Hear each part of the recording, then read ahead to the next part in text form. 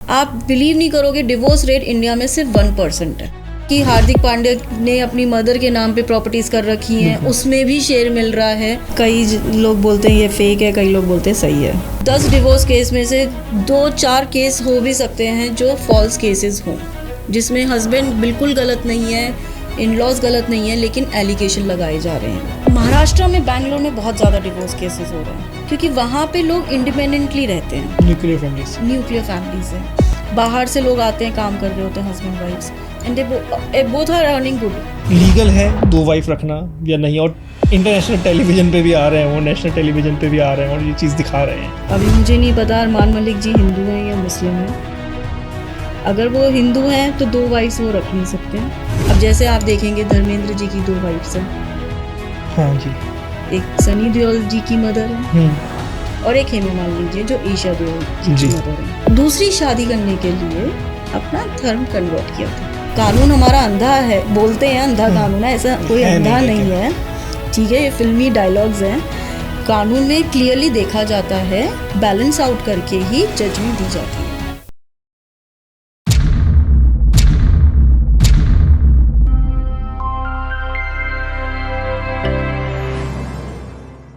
Welcome viewers, podcast बाबा में आपका बहुत बहुत स्वागत है। आज हमारे साथ एक ऐसे स्पेशल गेस्ट हैं हमारे स्टूडियो में जो 15 साल से डिस्ट्रिक्ट कोर्ट से लेकर सुप्रीम कोर्ट तक प्रैक्टिस कर रही हैं और इन्होंने इतने मैट्रिमोनियल केस हैंडल करे हैं कि मतलब कोई गिनती नहीं है उनकी, और उसी के बारे में आज हम बात करेंगे। तो सबसे पहले मैं उनका स्वागत करूँगा। वेलकम ईरा मैम, पॉडकास्ट बाबा में बहुत बहुत स्वागत है आपका। थैंक यू मैम, जैसे आजकल हम देख रहे हैं फेसबुक, इंस्टाग्राम, ट्विटर, जो कि अब एक्स हो गया है, और मतलब न्यूज़ चैनल्स हो गए या जितने भी सोशल मीडिया प्लेटफॉर्म्स हैं, वहाँ पे एक ही खबर सबसे ज़्यादा चर्चा में है, हार्दिक पांड्या का डिवोर्स। आपने भी सुना होगा। बिल्कुल। इसमें बताया जा रहा है कि हार्दिक पांड्या को अपनी संपत्ति का, मतलब अपनी जितना भी उन्होंने कमाया है उसका 70% देना होगा अपनी वाइफ को, क्योंकि वो खुद भी अर्निंग करती हैं, मॉडल भी हैं, अलग उनके भी इनकम सोर्स होंगे। तो ये कहाँ तक वैलिड है और इसको आप कैसे देखती हैं? क्योंकि आपने इतने सारे मैट्रिमोनियल केस हैंडल करे हैं, तो आपकी इसके ऊपर क्या राय है कि ये सही है, गलत है, और इसकी एक्चुअल क्या पोजीशन है? बहुत ही अच्छा सवाल पूछा है अनमोल जी आपने, पर आंसर देने से पहले एक डिस्क्लेमर दे दूंगी मैं जी। कि मुझे नहीं पता कि ये न्यूज़ हार्दिक पांड्या की सही है या गलत है। अच्छा, हाँ जी, मतलब इसमें भी चल रहा है, मतलब ये भी कंफर्मेशन नहीं है अभी? हाँ, ये अभी बहुत ही कंफ्यूजन है। कई लोग बोलते हैं ये फेक है, कई लोग बोलते हैं सही है। बट जो मेंटेनेंस की हम बात करें, जो एलिमनी की बात करें, इन जनरल जो लॉ है जी, वो फीमेल ओरिएंटेड है। अच्छा। तो हमारे यहाँ इंडिया में सारे ज़्यादातर जो लॉज बने हैं वो वाइफ्स की तरफ से बने हैं, वाइफ्स की प्रोटेक्शन के लिए बने हुए हैं। हस्बैंड्स के लिए कम लॉज हैं। मेंटेनेंस ये क्लियर है कि हस्बैंड को वाइफ को मेंटेन करना पड़ेगा, एलिमनी भी देनी पड़ेगी। शादी में के टाइम पर वाइफ को चाहे उसकी फैमिली कुछ भी गिफ्ट दे, चाहे ससुराल वाले गिफ्ट दें, चाहे रिश्तेदार गिफ्ट दें, जो भी मिलता है वाइफ को शादी के टाइम पे, दुल्हन को जी, वो स्त्री धन होता है एक तो। अच्छा। वो उसी का ही रहता है, वाइफ का ही इसमें रहेगा। ये नहीं कि आपके मायके से क्या आया था या आपके इन लॉज ने आपको क्या दिया, उसका कोई वो नहीं है, वो उसका ही है। वो उसी का ही है। अच्छा। तो मेंटेनेंस में लेकिन ये है कि सुप्रीम कोर्ट ने हम अभी 2020 में एक जजमेंट पास करी है, जिसमें एक एफिडेविट, हमें इनकम एफिडेविट हर केस में फाइल करना होता है, जो भी डिवोर्स के या मेंटेनेंस के केसेस होते हैं। ओके। उन केसेस उसमें income and expenditure clearly husband को भी और वाइफ को भी क्लियरली देना पड़ता है, और अगर बच्चे हैं तो बच्चों के भी क्या एक्सपेंसेस हैं। अगर वाइफ अर्निंग है तो इंटरिम मेंटेनेंस हो, चाहे फुल टाइम मेंटेनेंस हो, चाहे वन टाइम मेंटेनेंस हो, चाहे मंथली मेंटेनेंस हो, वो वाइफ को तभी मिलेगा जब वाइफ की या तो इनकम ज़ीरो है, ओके, या इतनी इनकम नहीं है कि वो अपना स्टैंडर्ड मेंटेन कर सके जैसे उसके हस्बैंड का है। ठीक है। क्योंकि ये हमारे यहाँ लॉ ये है कि हस्बैंड की स्टैंडर्ड ऑफ लिविंग के हिसाब से वाइफ की स्टैंडर्ड ऑफ लिविंग होनी चाहिए, उसके अकॉर्डिंगली ही अमाउंट जो भी डिसाइड होता है, या जो भी इंटरिम हो, चाहे मंथली हो या फुल एंड फाइनल हो या लमसम हो, वो अकॉर्डिंगली ही उसको मिलता है। ओके। वाइफ अपने हस्बैंड की प्रॉपर्टी में राइट ले सकती है, बट अपने इन लॉज की प्रॉपर्टी में राइट नहीं होता वाइफ का, ओके। फीमेल्स का। सो जो एक कई न्यूज़ में मैंने भी सुना कि हार्दिक पांड्या ने अपनी मदर के नाम पे प्रॉपर्टीज कर रखी हैं, बिल्कुल। उसमें भी शेयर मिल रहा है, तो वो थोड़ा सा मुझे पर्सनल लेवल पे गलत लगता है, क्योंकि हार्दिक पांड्या की वाइफ उनकी अपनी मदर इन लॉ की प्रॉपर्टी में से शेयर नहीं मांग सकती, अनलेस एंड अनटिल वो हार्दिक पांड्या की प्रॉपर्टी नहीं है उनकी खुद की, तब तक वो नहीं ले सकती। कोई भी जो पुश्तैनी प्रॉपर्टीज भी जी। होती हैं, बाप दादाओं की प्रॉपर्टीज होती हैं, एंसेस्ट्रल प्रॉपर्टीज, उसमें भी हम एकदम से क्लेम वाइफ नहीं कर सकती। ओके। अगर बच्चे हैं, बच्चे अपना शेयर मांग सकते हैं। कोई की दादा की प्रॉपर्टी पे पोते का हाँ, हक होता है। हाँ, लेकिन वो हक जो होगा वो उसके फादर से ही मिलेगा। तो Correct. फादर का जो शेयर है, अगर हस्बैंड का कोई शेयर है, उसी शेयर में से ही बच्चे भी मांग सकते हैं। वो ये नहीं कर सकते कि सीधा सीधा जाके हम, क्योंकि हमारे दादा की प्रॉपर्टी है या हमारी दादी की प्रॉपर्टी है तो हम मांग लें, नहीं। अच्छा। तो जो मेरा मानना ये है कि जो बात जो मीडिया में चल रही है कि हार्दिक पांड्या की मदर की प्रॉपर्टी में उनकी वाइफ शेयर मांग रही हैं, मेरे हिसाब से उनकी वाइफ नहीं, उनके बच्चों का शेयर मांग रही होंगी, अगर मांग भी रही हैं तो। ओके। पर मेरे को अभी इसकी कोई क्लैरिटी नहीं कोई है, नहीं। मैं ये सही है गलत है ये नहीं बोल सकती। तो जैसे अगर हम लॉ की बात करें तो फीमेल की तरफ से इतना ज़्यादा पॉजिटिव रखा गया है, मतलब पॉजिटिव इन द सेंस कि उनको इतनी ज़्यादा चीज़ें प्रोवाइड करा रखी हैं कि उनके हित में चीज़ें ज़्यादा हैं, लेकिन मेल पर्सन के हित में नहीं है, तो ऐसा क्यों है? एक्चुअली में अनमोल जी, आपने बहुत अच्छा सवाल पूछा है। प्रॉब्लम ये है कि जब इंडिया में, हिंदुस्तान बोलें चाहे भारत बोलें, पहले तो वाइफ्स को पुराने ज़माने में चले जाते हैं, आज की बात नहीं कर रही मैं, ऑलमोस्ट हम बात कर लेते हैं अपनी ग्रैंड मदर्स के टाइम या ग्रेट ग्रेट ग्रैंड मदर्स के टाइम की बात, ग्रेट पेरेंट्स की टाइम की बात, कि उस टाइम पर फीमेल्स वर्किंग नहीं होती थी, बहुत सारी कस्टम्स थे, बहुत सारी प्रथाएं थी जो फीमेल्स को डोमिनेट करती थी, दबा के रखती थी, पर्दा सिस्टम था, सती वाला सिस्टम था, वो धीरे धीरे सब ख़त्म हुआ है। लेकिन आज की डेट में भी जब फीमेल्स अब थोड़ी इंडिपेंडेंट हो गई हैं, एजुकेटेड हैं, काम भी कर रही हैं, जॉब्स भी कर रही हैं, बिजनेस भी कर रही हैं, बट आज की डेट में भी आप रूरल एरियाज़ में चले जाइए या इवन अर्बन एरियाज़ में भी मैंने देखा है कि आज भी बहू से, वाइफ से आप वही सारी चीज़ें एक्सपेक्ट करते हो जो आप पहले भी करते थे। इसी रीज़न से गवर्नमेंट निकल के हमने कोर्ट्स में भी लॉज निकाले हैं जो फीमेल्स को प्रोटेक्ट करे जाए, क्योंकि डोमेस्टिक वायलेंस भी बहुत होता था। आप बिलीव नहीं करोगे, डिवोर्स रेट इंडिया में सिर्फ 1% है। 1% से ज़्यादा डिवोर्स रेट इंडिया में है ही नहीं, जबकि बाहर कंट्रीज़ में इंडिया से ज़्यादा डिवोर्स रेट है। क्यों डिवोर्स रेट कम है? क्योंकि हमारे यहाँ सिखाया यही जाता है कि आप अपनी शादी को बचा के रखिए। करेक्ट। शादी को बचाने में बहुत जगहों पे यही हो रहा था कि फीमेल्स को बहुत ज़्यादा दबाया जाता था कि नहीं, तुम तो लड़की हो, तुम बहू हो, तुम बीवी हो, तुम्हें ये काम करना पड़ेगा, घर का भी काम करो, बाहर का भी करो। डोमेस्टिक वायलेंस भी, मारते भी बहुत थे लोग। जिन हस्बैंड्स को ड्रिंकिंग की आदत है वो रात भर भी फिज़िकल अब्यूज़ होता है, सेक्सुअल अब्यूज़ भी होता है फीमेल्स का, फाइनेंशियल अब्यूज़ भी होता है। जो लोग कमा नहीं रही हैं, they are dependent on their husbands income. Emotional abuse भी बहुत ज़्यादा होता है।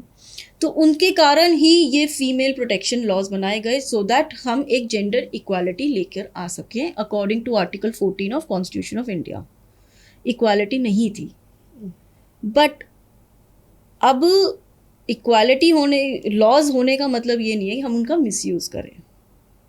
कि मिसयूज़ बहुत हो रहा है, बहुत ज़्यादा मिसयूज़ भी हो रहा है।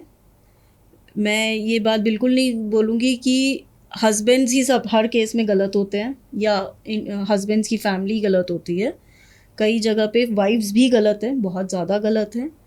और ठीक है, पहले हमारे में डाउरी सिस्टम होता था, अब वो डाउरी के केसेस के कारण 498A निकल के आया आईपीसी का, डाउरी सिस्टम्स को कम किया गया, लेकिन आज भी होता है। बट इन सब चीज़ों का मतलब ये नहीं है कि आप एक कोई झूठा केस फाइल करो अपने हस्बैंड के और अपने इन लॉज के अगेंस्ट। जो मतलब ये करते हैं मतलब ऐसे कि अलग होने के लिए या उनको परेशान करने के लिए? बहुत होता है। अच्छा। मैं ऐसे परसेंटेज तो नहीं बोल सकती, लेकिन यस, अगर आप 10 डिवोर्स केस में से 2-4 केस हो भी सकते हैं जो फॉल्स केसेस हों, जिसमें हस्बैंड बिल्कुल गलत नहीं है, इन लॉज गलत नहीं है, लेकिन एलिगेशन लगाए जा रहे हैं। Okay. Protection of domestic violence act आया था फीमेल्स की के लिए, उसमें कोई वाइफ का कुछ नहीं है।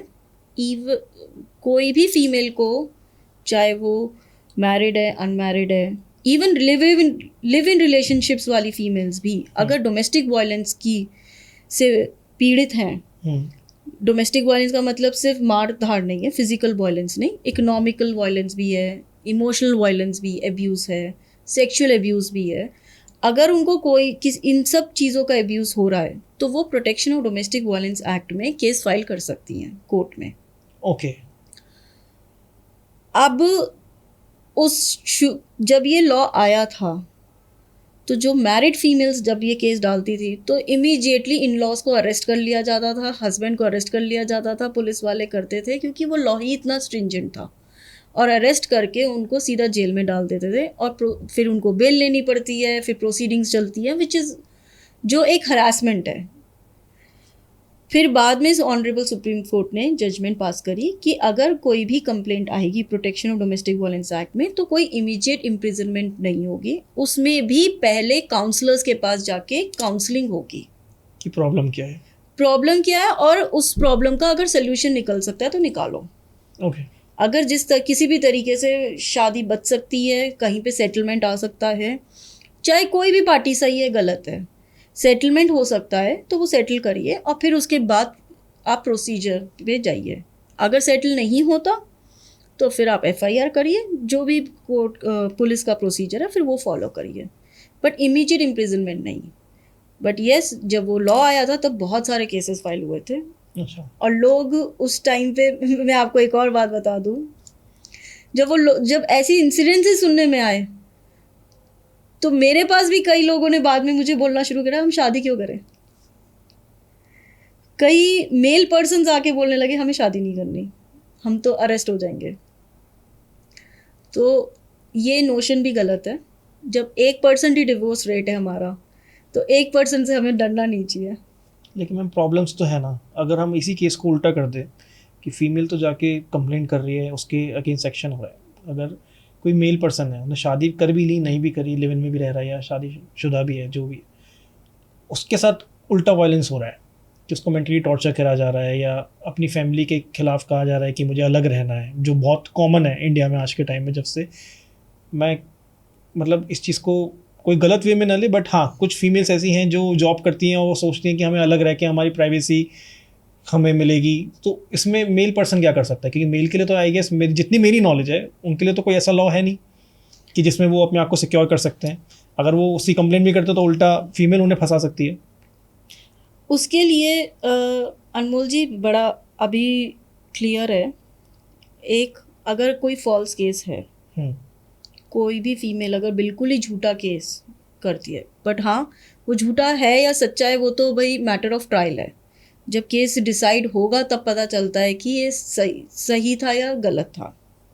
अगर लेकिन फीमेल कोई झूठा केस करती है तो मेल पर्सन्स भी चाहें तो एक सूट फॉर डेफोमेशन फाइल कर सकते हैं और कंपनसेशन ले सकते हैं। ओके। ऐसा नहीं है कि कोर्ट्स में या लॉ में कहीं पे भी उनको कोई रेमेडी नहीं है। अगर आपकी वाइफ आपको परेशान कर रही है, आपको ज़बरदस्ती अपने पेरेंट्स से भी अलग करने की बोल रही है जो आप नहीं चाह रहे हैं, जिसके कारण आपको एक तरह से मेंटली एक हरासमेंट होती है, ठीक है, आप परेशान रहते हैं, साइकोलॉजिकल लेवल पे परेशान हो जाते हैं, तो आप चाहें तो डिवोर्स केस भी फाइल कर सकते हैं। जब ऐसे डिवोर्स केसेस फाइल होते हैं जिसमें क्लियर आता है कि वाइफ्स की क्वालिटी है, वाइफ ही गलत है, उसने परेशान करके रखा है, तब उन केसेस में मेंटेनेंस भी ज़रूरी नहीं है कि वाइफ को ऑर्डर करे कोर्ट। ओके। हाँ जी, ऐसे भी केसेस आए हैं जहाँ पे वाइफ्स को क्लियरली मना किया गया है। अभी मेरे पास एक केस आया है, जी। He is an officer in army, okay. और उनकी वाइफ आर्मी में कंटिन्यूसली कंप्लेंट्स पे कंप्लेंट डाल रही हैं, इन उनके अगेंस्ट बोले जा रही हैं ओके। कि मेरा हस्बैंड ये है वो है, an number of things, complaints उन्होंने सब झूठी हैं, एलिगेशंस लगा रही हैं। एलिगेशंस लगा रही हैं।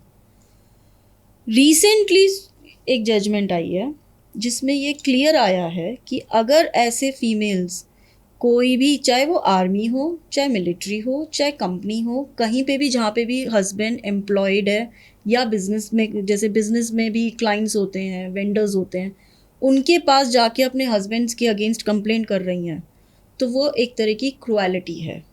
ओके। वो मेंटल क्रुएलिटी भी है, इमोशनल क्रुएलिटी भी है, साइकोलॉजिकल क्रुएलिटी है। और अगर वो ये क्रुएलिटी कर रही हैं तो she is not entitled for maintenance, उनको मेंटेनेंस नहीं मिलेगा। मेरे पास अभी, मैंने 2-3 हफ्ते पहले केस किया, उसमें 22 साल की शादी के बाद वाइफ घर छोड़ के चली गई। 22 साल की शादी के बाद? हाँ जी। 2 बच्चे हैं, दोनों बच्चों को हस्बैंड के पास छोड़ के गई हैं। उन्होंने फिर क्या करा, मेंटेनेंस का केस डाल दिया, और वो कहने लगी कि मुझे मेंटेनेंस चाहिए, मैं वर्किंग नहीं हूँ, मेरे हस्बैंड वर्किंग है, वो अच्छा कमा रहे हैं, मुझे दिए है।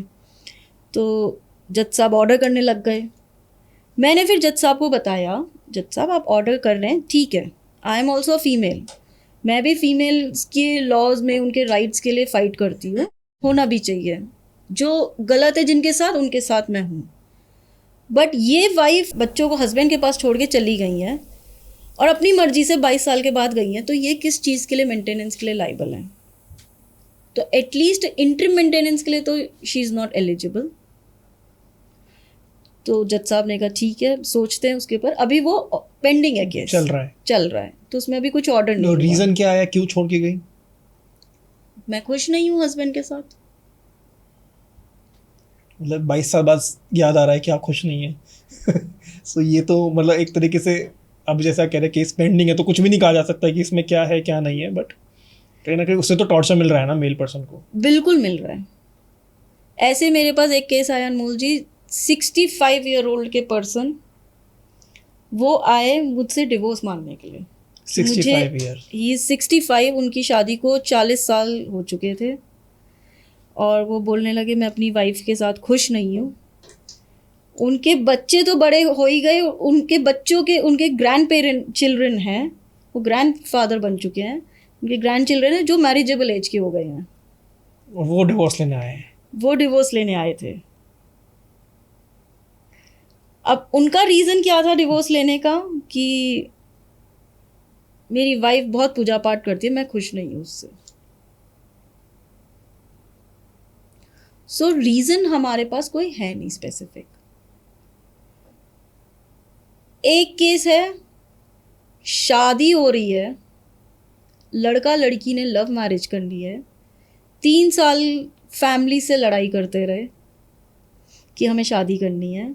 शादी के 6 महीने पहले लड़के ने मुझे फ़ोन करके बोला कि मुझे शादी नहीं करनी, आप मुझे बताओ मैं कैसे बचूं।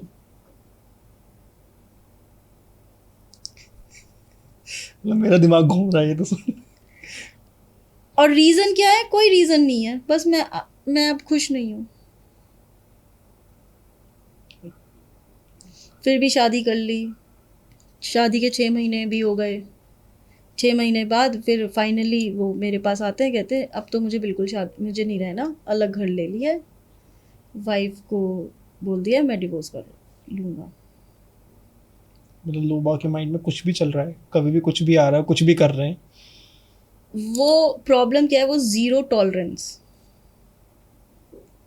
The problem is zero tolerance. कई केसेस जेन्युइन होते हैं, कई केसेस जेन्युइन नहीं होते हैं, और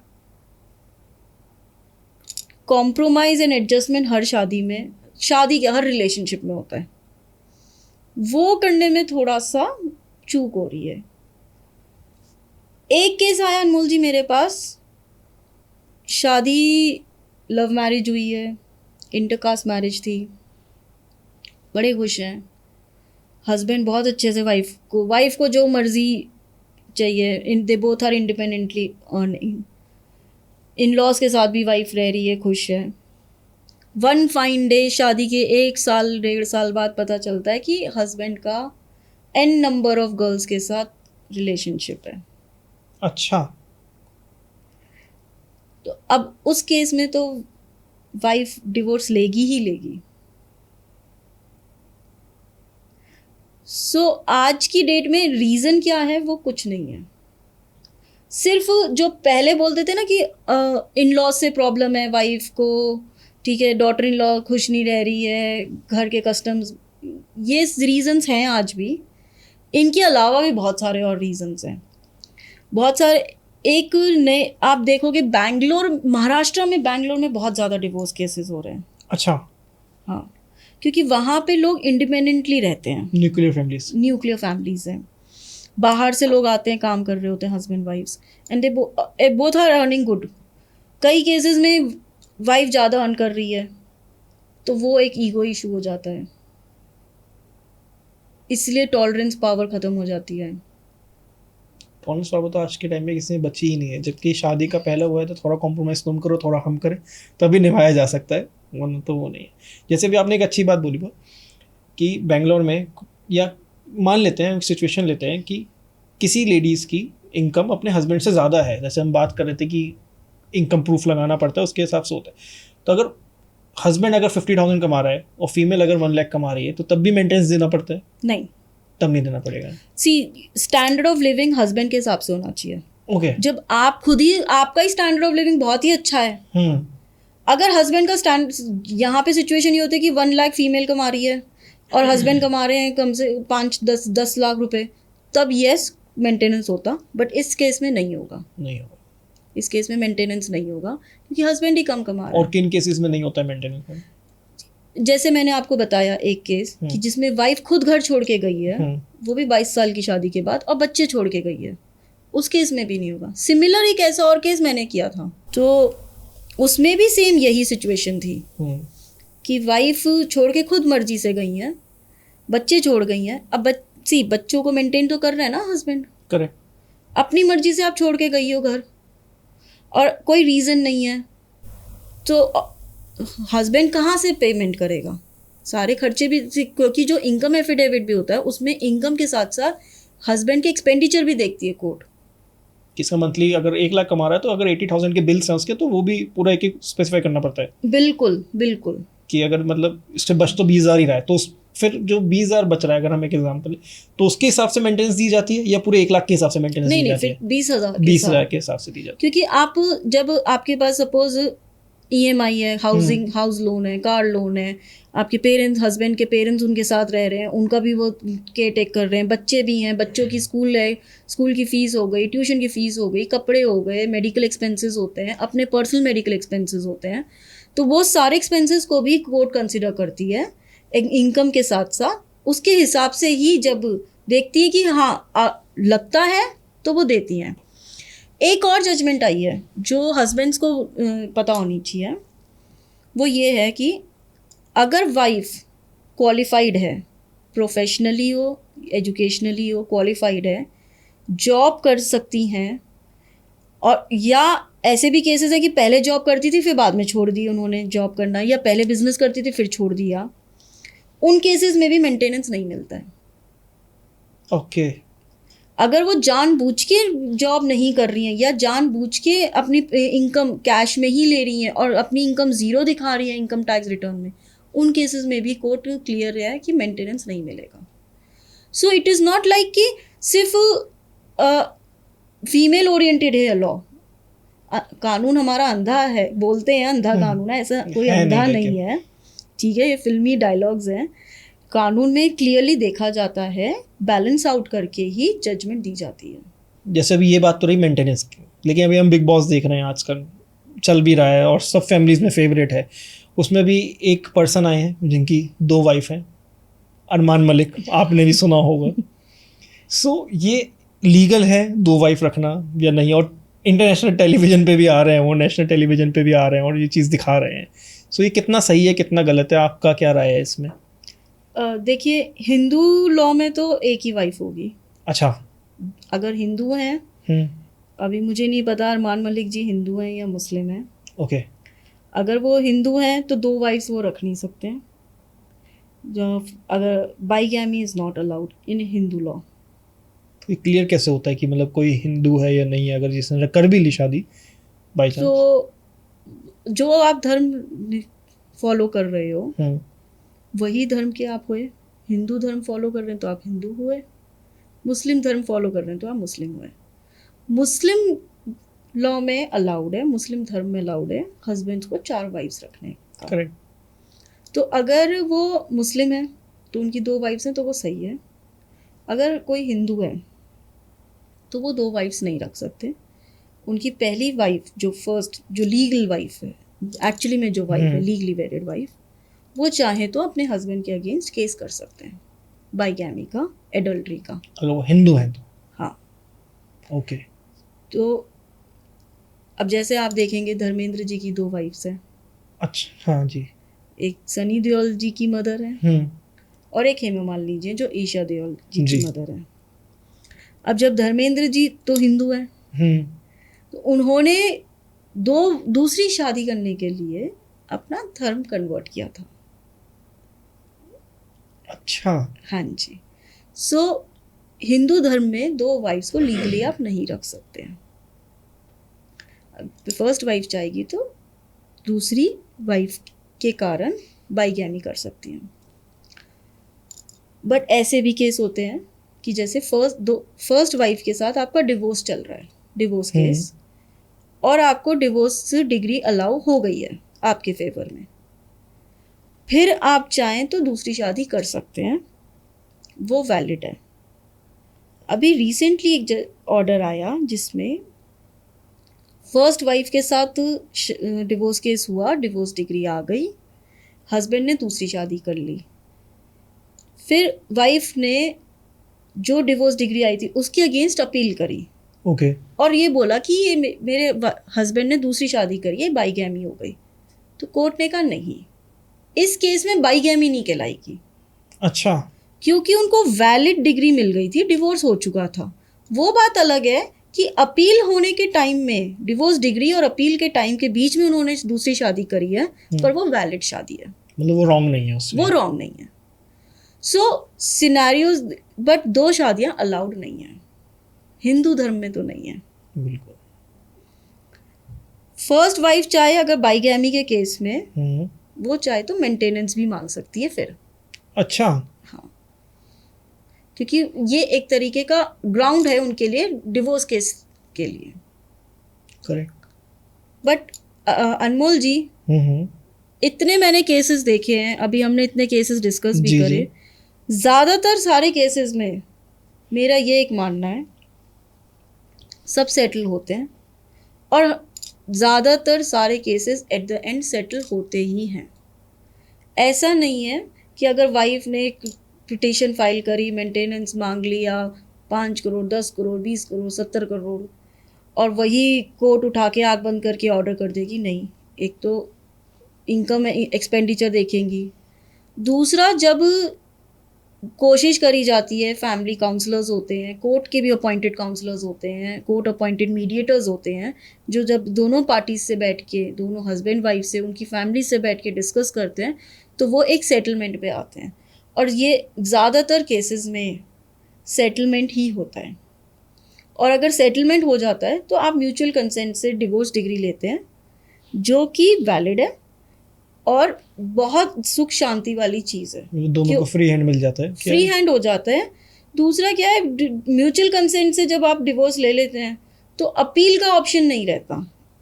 नहीं तो क्या होता है, अगर आप केस को प्रॉपर फाइट करते हैं तो नीचे पहले आपने डिस्ट्रिक्ट फैमिली कोर्ट में, डिस्ट्रिक्ट कोर्ट में फ़ाइट किया, फिर उसकी अपील आप हाई कोर्ट जाते हैं, फिर उसकी अपील में आप सुप्रीम कोर्ट जाते हैं, तो कितने साल आपके इस लिटिगेशन में चले जाते हैं। करेक्ट।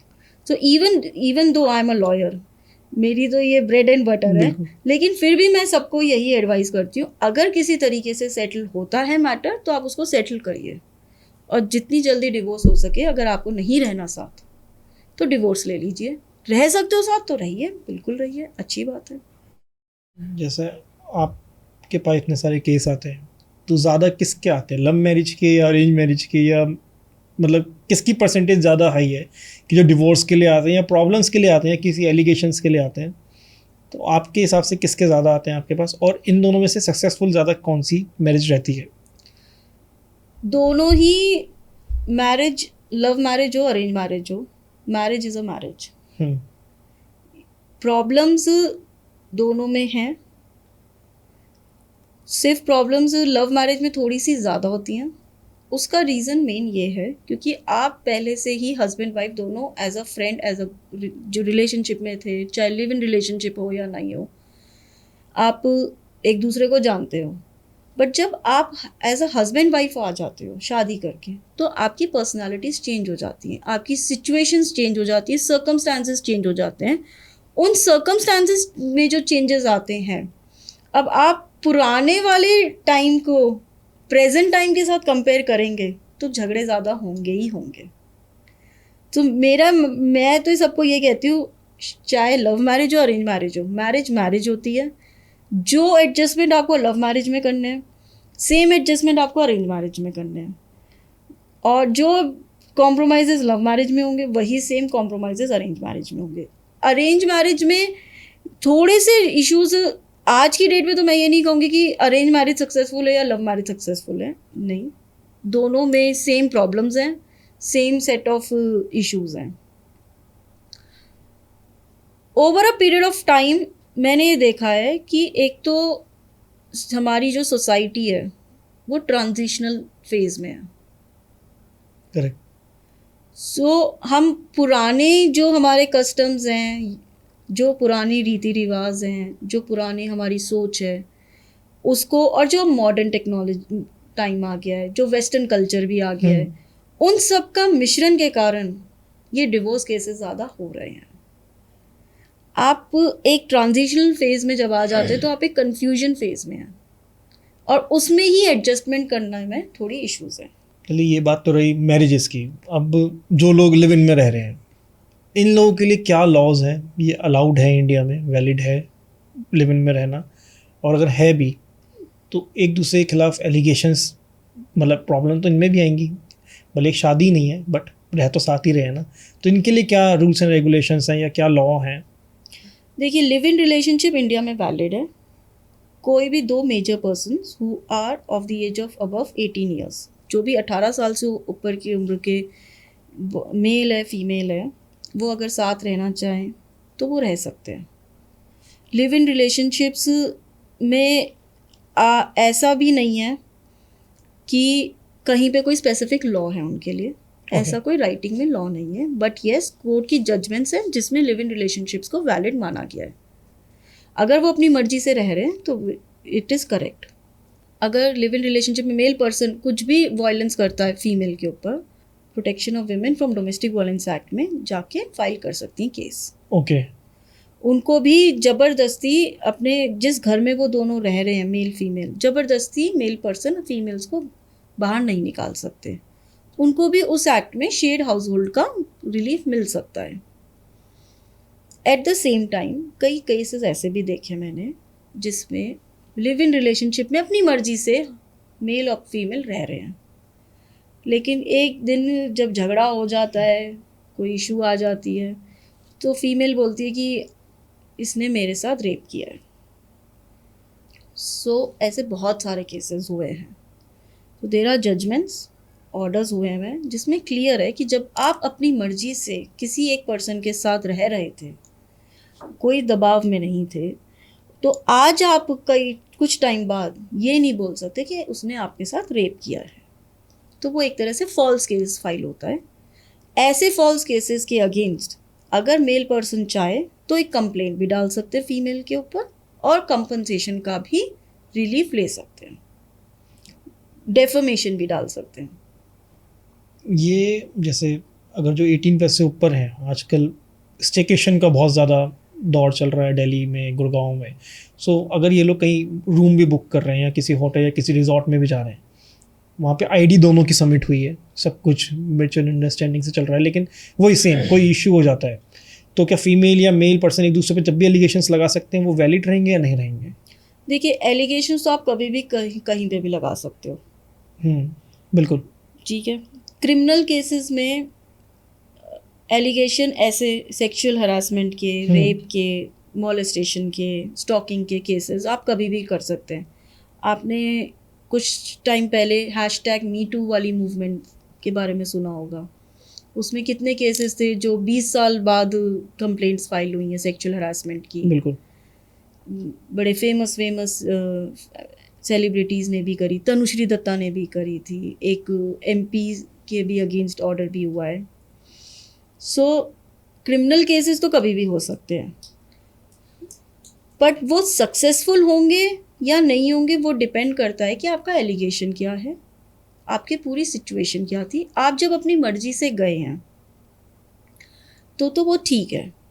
लेकिन अनमोल जी, सेक्सुअल हरासमेंट में एक इम्पॉर्टेंट चीज़ है, आपने मूवी देखी होगी पिंक, तापसी पन्नू जी की और अमिताभ बच्चन जी की, जिसमें एक वर्ड पे बड़ा एम्फेसिस दिया था, नो। बिल्कुल। अगर आप सेक्सुअल इंटरकोर्स कर रहे हैं और फीमेल मना कर रही है, वो उसके लिए कंसेंट नहीं दे रही है, तो वो आपको गलत है, वो सेक्सुअल हरासमेंट का, रेप का केस कर सकती हैं। आप किसी को फोर्सफुली नहीं कर सकते हो। लेकिन अगर यही चीज़ म्यूचुअल अंडरस्टैंडिंग के साथ हुई है, उसके बाद उनके बीच में कोई झगड़ा हो जाता है और वो इस लेवल तक चला जाता है कि उस पर एलिगेशंस लगाई जाएं, तो फिर क्या होगा? उस केस में तो देखिए वो नहीं जीतेंगी। इनफैक्ट हस्बैंड भी वाइफ के साथ जबरदस्ती नहीं कर सकते, फोर्सफुल सेक्सुअल इंटरकोर्स नहीं हो सकता, वो भी रेप की केस में आता है। वो अलग बात है कि उसके अलग प्रोविजंस हैं, it does not come under the complete definition of rape, but आप जबरदस्ती किसी के साथ नहीं कर सकते हैं, कंसेंट होना ज़रूरी है। बट अगर फॉल्स केस फाइल हुआ है तो यस, वो मेंटेनेबल नहीं रहेगा। तो फॉल्स केस अगर मतलब किसी ने भी किया, मतलब मेल या फीमेल ने, तो उनके खिलाफ कुछ एक्शन लिया जाता है लॉ के थ्रू? बिल्कुल लिया जाता है। उसमें क्या होता है? उसमें देखिए आपके पास प्रोविज़न होते हैं, एक तो जो आपने रिलीफ मांगा नहीं होगा, दूसरा जो भी एग्रीव्ड पर्सन है इस फॉल्स केस के कारण, चाहे मेल है या फीमेल है, वो चाहे तो डेफमेशन का भी केस डाल सकते हैं, वो चाहे तो कंपनसेशन का भी केस डाल सकते हैं। डेफमेशन भी सिविल भी होता है, क्रिमिनल भी होता है। ओके। हाँ जी, मानहानि जिसे हिंदी में कहते हैं, मानहानि का भी केस हो सकता है। अगर हस्बैंड वाइफ हैं और उन्होंने फॉल्स केस ऐसे डाले हैं तो बाद में ये एक ग्राउंड भी बन सकता है उनके लिए डिवोर्स के लिए। ठीक है। आपको एक इंटरेस्टिंग सी चीज़ बताती जी। हूँ। हस्बैंड वाइफ में झगड़ा होता है, बच्चे भी हैं उनके, तो आजकल ये देखा जा रहा है, कई केसेस आए मेरे सामने कि वाइफ ने बच्चों के नाम से एक कंप्लेंट डाली हुई है कि मेरे फादर मेरे साथ सेक्सुअल हरासमेंट करते हैं। ये भी केसेस हैं। सीरियसली? हाँ, ऐसे बहुत से केसेस हैं। जो पॉक्सो एक्ट है, protection of children from sexual abuse offences, उसमें आता है।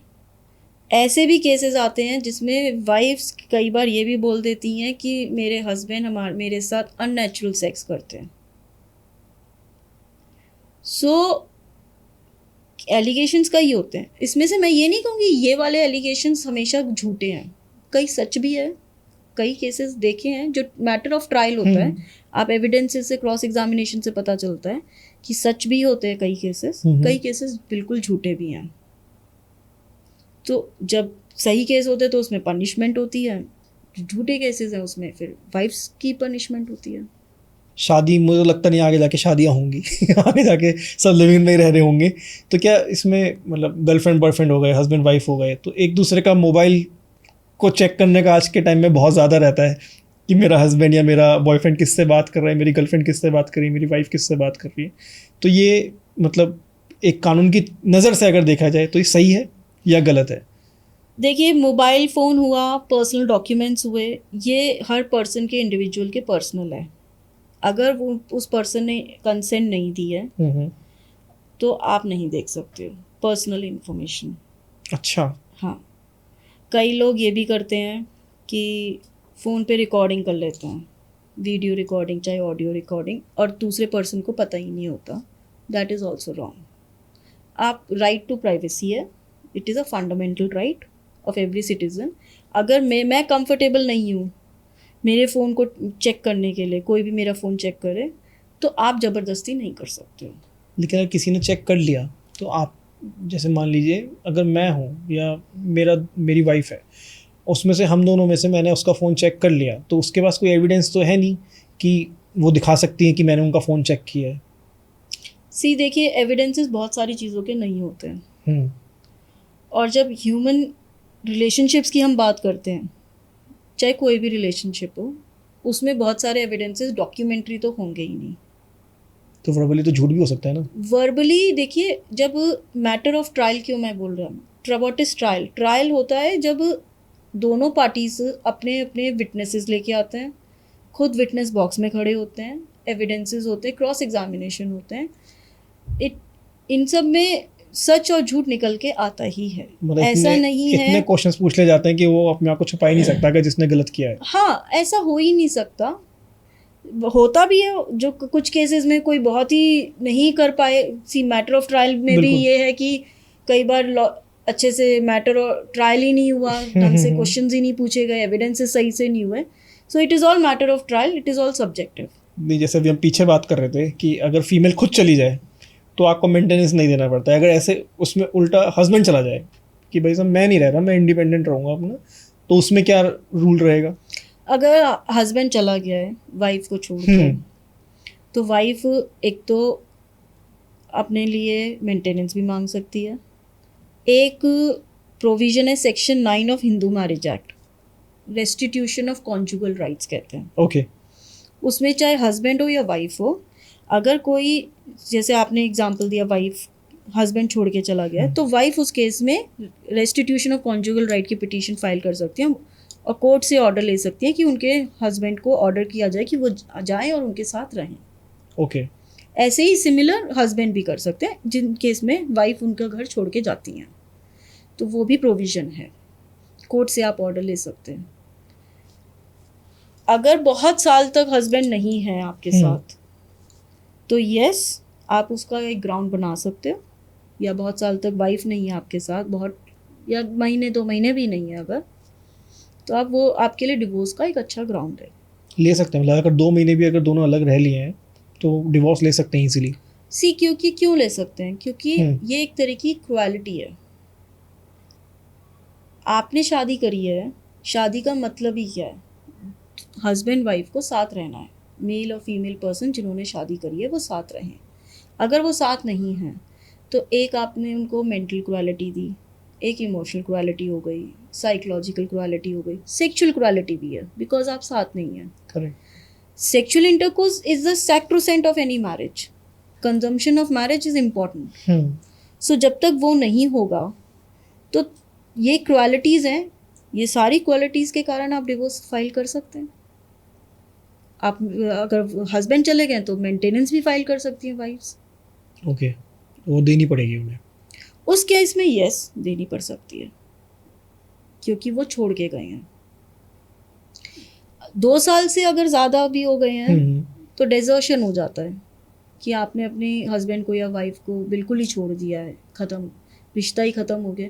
तो जब रिश्ता ही ख़त्म हो गया तो उसको आप बिल्कुल ही ख़त्म कर दीजिए डिवोर्स डिग्री देके। बिल्कुल। सबसे ज़्यादा अमीर लोगों के डिवोर्स क्यों होते हैं इंडिया में खासकर? ये मतलब बाहर भी होते हैं, मतलब जितना केस स्टडीज़ मैंने पढ़े हैं, आपका क्या, आप किस तरीके से देखते हैं? क्योंकि आप तो इसी फील्ड में हैं और आपके पास तो आते भी होंगे। हम तो कुछ एक दो चुनिंदा नहीं भी जानते, लेकिन आपके पास तो दिग्गजों के नाम आते होंगे। तो क्यों होते हैं डिवोर्स लेने का? मतलब एक्चुअल कोई रीज़न होता है, या उन्हें किसी और चीज़ में प्रॉफिट हो रहा होता है, या क्या चीज़ रहती है? देखिए, मुझे नहीं लगता किसी को डिवोर्स खुशी से कोई लेता है। अच्छा। अनलेस एंड अनटिल कोई उनका अपना कोई एग्रीमेंट हो, कोई अरेंजमेंट हो जो पर्सनल होता है, जो मुझे नहीं लगता किसी को पता होगा।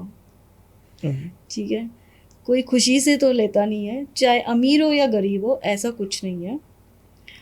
हर सेगमेंट ऑफ द सोसाइटी में डिवोर्सेस हो रहे हैं, बट एक दो डिवोर्स केसेस देख के हम ये सोच लें कि भाई एफ्लुएंट फैमिलीज़ में ही डिवोर्स हो रहे हैं या पुअर फैमिलीज़ में ही डिवोर्स हो रहे हैं, ज़्यादा अमीर हो गए हैं, ज़्यादा गरीब हो गए इसलिए डिवोर्स हो रहे हैं, तो वो सब गलत है।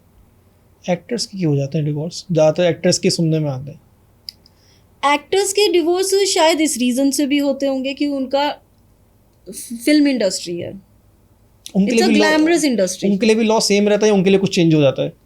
लॉ तो देखिए, लॉ के सामने सब बराबर हैं, चाहे आप एक्टर हो, चाहे आप सेलिब्रिटी हो, आप स्पोर्ट्स पर्सन हो, पॉलिटिशियन हो, आम आदमी हो, बिजनेसमैन हो, गरीब हो, अमीर हो, उससे कोई लॉ के लिए कोई फ़र्क नहीं है, उसमें सब इक्वल हैं। अभी एक्टर्स में आप देखेंगे, ऋतिक रोशन जी के केस का डिवोर्स हुआ था सुजैन जी के साथ, तो उसमें बहुत आया कि one of the biggest alimony India में, ह्यूज एलिमनी जी, उन्होंने पे करी है। अच्छा। सो अब उनका डिवोर्स क्यों हुआ ये किसी को नहीं पता, बट उन्होंने म्यूचुअल एग्रीमेंट करके वो डिवोर्स उनका एक एलिमनी, मीडिया में अभी हमें क्लियर नहीं है कितना अमाउंट है, but it is somewhere more than around, I think it should be more than 50 crore. Seriously? हाँ मतलब सबसे ज़्यादा इन्होंने पे किया है? हाँ, इनका है। एक करिश्मा कपूर जी का जब संजय जी से हुआ डिवोर्स, ऐसी श्वेता बच्चन का भी है, तो ये बड़े केसेस हैं। अब ये इसलिए मीडिया में आए क्योंकि इनकी एलिमनी अमाउंट बहुत ज़्यादा थी, करोड़ में थी। बिल्कुल। Somewhere around more than may be 100 crore से ज़्यादा एलिमनी। और पॉपुलर फेसेस भी हैं, और पॉपुलर ऑब्वियसली सेलिब्रिटीज़ हैं, एक्टर्स हैं। अब डिवोर्स क्यों हुआ ये हमें नहीं कह सकते। आप वहीं पे देखिए, शाहरुख खान जी हैं, गौरी खान जी के साथ शादी हो रखी है, लव मैरिज है उनकी, बल्कि और इंटर रिलीजन मैरिज है उनकी। करेक्ट। ऐसे ही बहुत सारे एक्टर्स हैं जिनकी शादियां चल रही हैं, सक्सेसफुल शादी है। तो ये तो मिथ है कि एक्टर्स की बहुत डिवोर्सेस होते हैं। अच्छा। हर सेगमेंट ऑफ सोसाइटी में डिवोर्स होते हैं। किसी पर्सन ने इंडिया में शादी करी, देन वो अब्रॉड जाता है, वहाँ भी शादी कर लेता है किसी फॉरेनर से, सो क्या तब भी उसकी वाइफ इंडिया में बैठ के क्लेम कर सकती है कि इसने दूसरी शादी करी है, जबकि वो यहाँ पे तो रजिस्टर्ड है नहीं, वो तो बाहर दूसरी कंट्री में रजिस्टर्ड है? हाँ, कर सकती है। अच्छा, बिल्कुल कर सकती है, बाईगैमी का केस। अच्छा, मतलब जबकि वो यहाँ पे है भी नहीं तब भी कर सकती है? हाँ जी।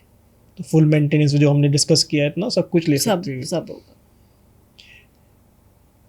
अगर हस्बैंड वाइफ यहाँ मेल फीमेल यहाँ शादी करते हैं और वो फॉरेन चले जाते हैं, वहाँ सेटल हो जाते हैं, तो वो वहाँ पे भी डिवोर्स ले सकते हैं, यहाँ पे भी डिवोर्स ले सकते हैं।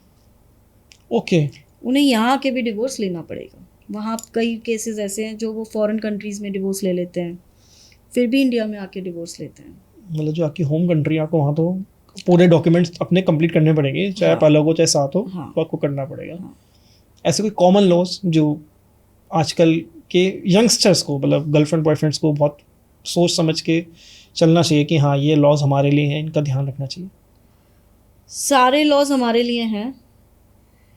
मेन जो चीज़ हमें ध्यान रखनी चाहिए वो ये है कि अगर पहली बात तो आप किसी के साथ किसी चीज़ की ज़बरदस्ती नहीं कर सकते हो, चाहे वो कुछ भी हो, इवन शादी के लिए भी। कई लोग बोलते हैं कि फॉल्स प्रॉमिस करके शादी करने का प्रॉमिस किया था, हम इसलिए हमारा सेक्सुअल इंटरकोर्स भी हुआ, इसने इसलिए मेरे साथ फॉल्स प्रॉमिस किया तो ये रेप हो गया। वो सब भी गलत है, वो फॉल्स केसेस में आता है। ओके, ठीक है। और कई लोग ये भी बोलते, उसमें अगर प्रॉमिस किया है शादी के लिए तो यस आपको करनी चाहिए थी। सो मेन है कि आप कंसेंट अगर दे रहे हो, कहीं जा रहे हो, तो आप उसको फॉलो करो, गलती मत करो। ओके। दूसरा, हम सिर्फ ये देखें कि सिर्फ डिवोर्सेस कितने हो रहे हैं हमारे आसपास इस जनरेशन में, कि डिवोर्सेस हो रहे हैं उसके कारण हम शादी ना करें, वो तो गलत है। शादी तो हर कोई करेगा ही। शादी सनातन पता नहीं कब से चला आ रहा है शादी का, और चलता रहेगा। डिवोर्सेस बहुत छोटे हैं। इसमें तो वही कहावत आती है, शादी का लड्डू है, जिसने खाया वो भी पछताया, जिसने नहीं खाया वो भी पछताया। बिल्कुल सही कहा है। चलिए, पॉडकास्ट बहुत बढ़िया रहा आपके साथ, और ये चर्चा जो हमने करी हमारे व्यूअर्स को आई गेस बहुत सारी नई नई चीज़ें सीखने को मिली होंगी। और जो आपने लॉस बताए हैं, मतलब बहुत से लॉस ऐसे हैं जो कवर थे, आज अनकवर्ड हुए हैं और लोगों को बहुत ज़्यादा सटीक पॉइंट्स मिले होंगे। जाते जाते अगर आप हमारे व्यूअर्स से कुछ कहना चाहें सो प्लीज़। मैं सब व्यूअर्स से ये ही बोलूँगी, शादी अगर हो रही है बिल्कुल करिए। 18 साल से ज़्यादा बड़ी है तो वो शादी कर सकती है। 21 साल लड़के की मैरिजेबल एज है, आप करिए। डिवोर्स केसेस देख के, आसपास देख के, एलिमनी का सोच के आप ये मत सोचिए कि भाई जो लड़की आएगी वो बिल्कुल ही गलत आएगी, जो लड़का आएगा वो गलत होगा, इन लॉज बिल्कुल गलत होंगे, ये सब मत सोचिए। आप खुशी खुशी करिए। सब अच्छे होते हैं, सब बुरे भी होते हैं, बस किसी का बुरा वक्त ना आए। और अगर कहीं पे भी कभी भी किसी को लगता है कि हम 2 जने साथ नहीं रह सकते हैं, तो बेस्ट यही है कि आप उस मैटर को वहीं सेटल करिए। साथ रहना है, नहीं रहना, डिवोर्स लेना है तो डिवोर्स भी आप लीजिए म्यूचुअल कंसेंट से, जिससे कि आप अपनी लाइफ को ज़्यादा ख़राब ना करें। So thank you ma'am. जैसा मैम ने आपको लास्ट में जाते जाते बताया, इन चीज़ों का ध्यान रखें। और हाँ, ये ऐसे सिचुएशन में मत आए कि जहाँ पे आपको डिवोर्स लेना ही पड़े। थोड़ा सा कॉम्प्रोमाइज़ आप करें, थोड़ा सा वो करेंगे तो एक राह पे चलती रहेगी गाड़ी, और जिस ज़िंदगी का नाम ही गाड़ी है। सो जल्दी मिलते हैं अगले एपिसोड में। लाइक शेयर सब्सक्राइब करना ना भूलें। Thank you.